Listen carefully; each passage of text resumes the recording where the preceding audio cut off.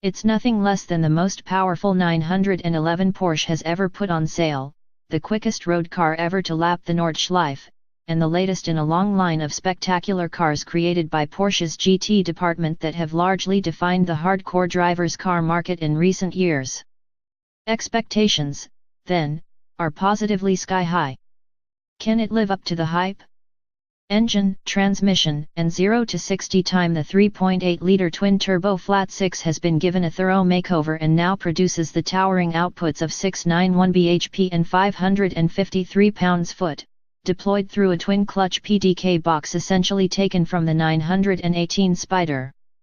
Like every previous GT2 model, the GT2 RS is rear-wheel drive only, but don't think that means the car is traction-limited given all that power. The weight of the engine over the rear axle compresses the vast 325-section rear tires into the asphalt and means 60 miles per hour appears from rest in just 2.7 seconds. The top speed is limited to only 211 miles per hour. Technical highlights: the GT2 RS is a lot more than simply a GT3 RS with a tweaked Turbo S engine dropped into the tail, although that is how the project began its life. Extensive use of lightweight materials means that Porsche has managed to keep the weight to 1,470 kilograms, which can be lowered by nearly a further 30 kilograms with the optional Weissach pack. That includes items such as a carbon roof, unique carbon anti-roll bars front and rear, and magnesium wheels. So overall it's light, but not exactly a true lightweight at those sort of figures. What's it like to drive?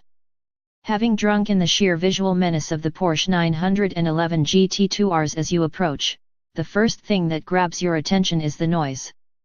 When the valved exhaust is open, on startup, high load or with the little exhaust button pressed, the titanium system is effectively straight through from the short manifolds, and the colossally deep boom that erupts dominates the area around the car.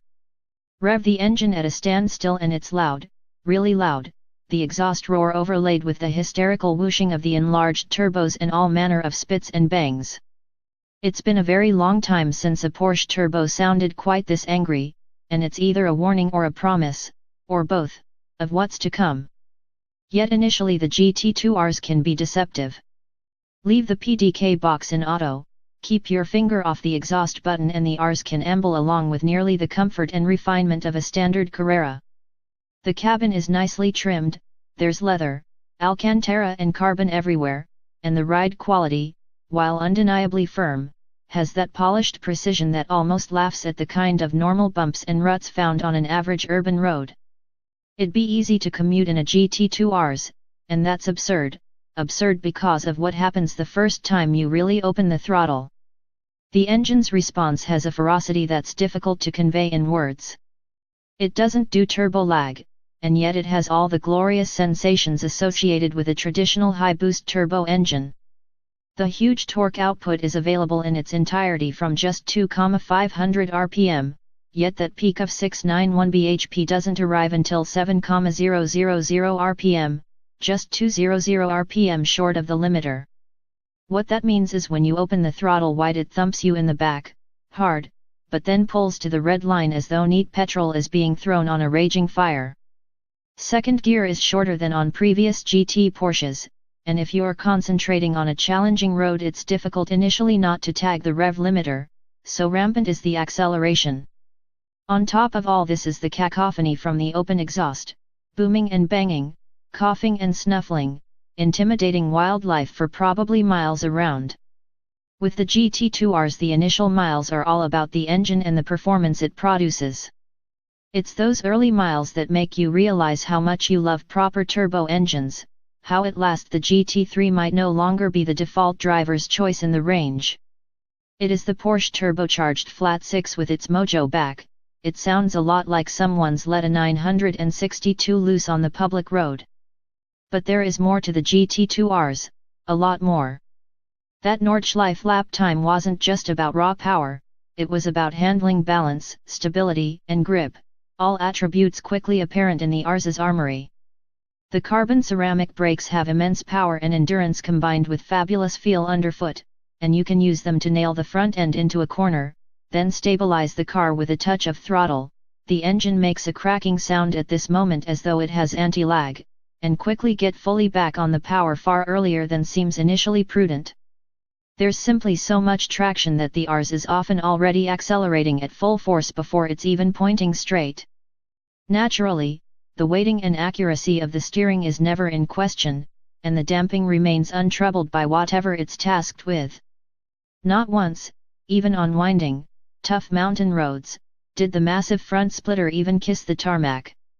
You may even start to take a few liberties with the throttle, having switched the stability control off, which is massively intimidating at first, but which if you persevere with you'll discover that the RS has a broad range of adjustability aided by millimeter-perfect throttle calibration, albeit with the sensation of walking a pretty high tightrope at all times and without the comfort of a safety line.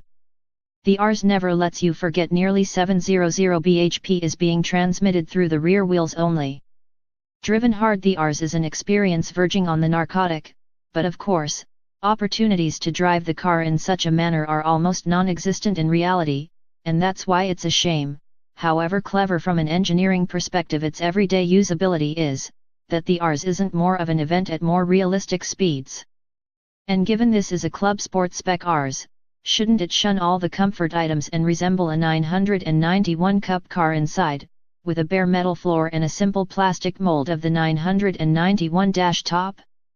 The sense of drama from driving such a machine, think F40, would make even a trip to the local shop for a pint of milk much more of an experience, and save further kilos at the same time.